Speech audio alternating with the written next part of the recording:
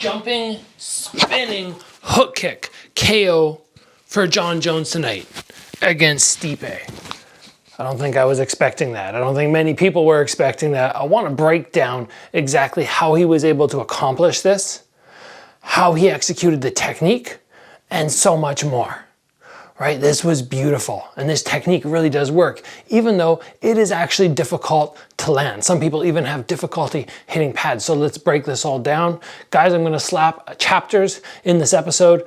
We're gonna be talking right now about a crazy Black Friday sale we're having at Strike Ready, my offense, defense, and academy, all included in one. If you wanna skip ahead, jump to the next chapter. Right now is the perfect opportunity to up your striking skills, both in terms of offense and defense. And why am I gonna be able to assist you in improving your striking skills? Well, just like Alex Pereira, I'm a former Glory champion. I have 2 belts with him, and I know what it takes to become a champion. My Strike Ready program is a complete fight system for striking sports. This is the best deal of the year. You will have access to my Strike Ready defense course, my Strike Ready assault course, and our weekly videos in Strike Ready Academy. And if you buy these programs individually, they are valued at $419.86. But for Black Friday and Cyber Monday, you can get all 3 for $99. That's a savings of over $320. This is a limited time offer and only happens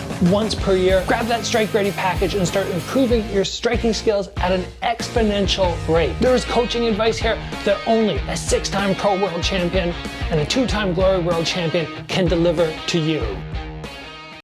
So Jon Jones KOs Stipe from the spinning hook kick. First of all, if you try to just lead with a spinning hook kick, you just come out in the fight, you're like, okay, I'm just gonna throw it. Chances are you're not gonna land. This guy's moving around, you haven't found your timing, you haven't given him anything to get scared about. So what did Jon Jones do initially, which made this kick more possible to land?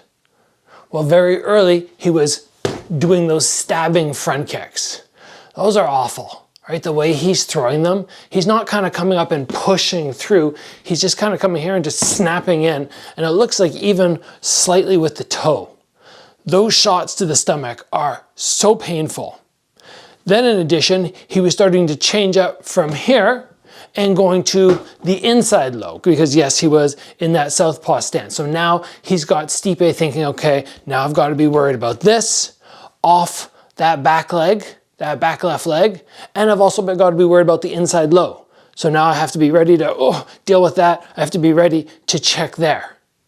As the fight went on and Jon Jones was having more success, and he was recognizing, okay, when I start throwing those 2 kicks, Stipe is naturally going to lower his arms.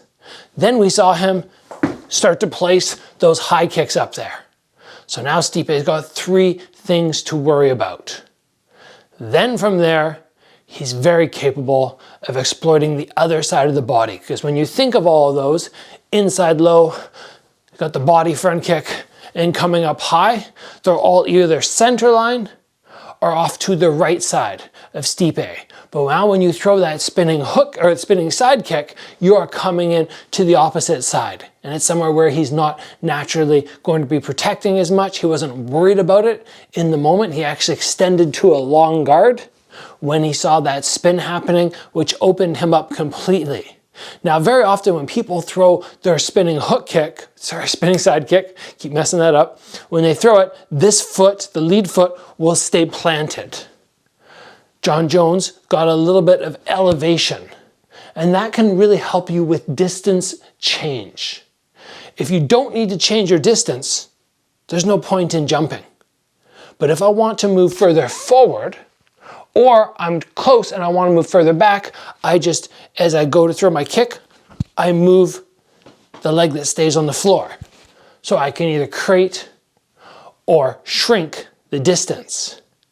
And Jon Jones did exactly that, took flight a little bit, managed to close the distance. Now, spinning side kicks, one of the main reasons that people miss often is as they come around and they go to execute, they don't get their heel in tight. They start extending prematurely, and then there's more chance that you're going to miss the kick, or if the opponent steps off to the side, he's going to be way gone. We did not see Jon Jones do that. We saw him come to here, straight up, and then really rapid fire, straight out. Now I can tell you from experience that a spinning side kick landing flush to the stomach, if you've got good ab conditioning, you can take that. It's not pleasant, but if you're flexed, you can take it. However, when the heel comes in and digs in to either the liver, if you're fighting out of orthodox, or into those ribs, it's just the heel into the body, that is so painful.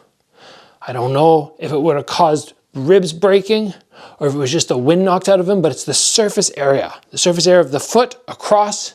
You can deal with it. The heel, all the impact in one little condensed zone.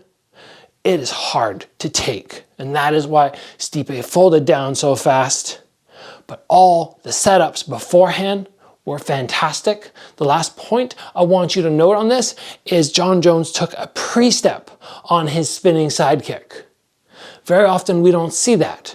We'll be right here and people will just whip right into the kick. But if you're looking for better ways to set it up, you need more balance, you take that little step across. That can do two things for you. It makes it much easier balance-wise when you go to execute your kick. Number two, if you do anything to distract, they're not going to see that anyway. So now when I go to throw, I've already created part of the turn, which means the kick is now going to come faster. I don't have to worry about coming from here and going to that point. I can distract them and I'm already partway into that kick.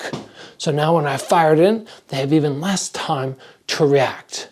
What a performance from Jon Jones. I gotta say I'm a little sad because I am a fan of Stipe. I was hoping to see him mount a good comeback after those first two hard rounds, but tough opponent in Jon Jones. So congratulations to him. And yeah, I guess we will see what is next. There's many fights that I'd like to see for Jon Jones, but obviously fighting Tom Aspinall, I believe is his name, will be the next one, which I'm really looking forward to, if it actually happens. Thanks for joining, guys. I'll see you back here soon.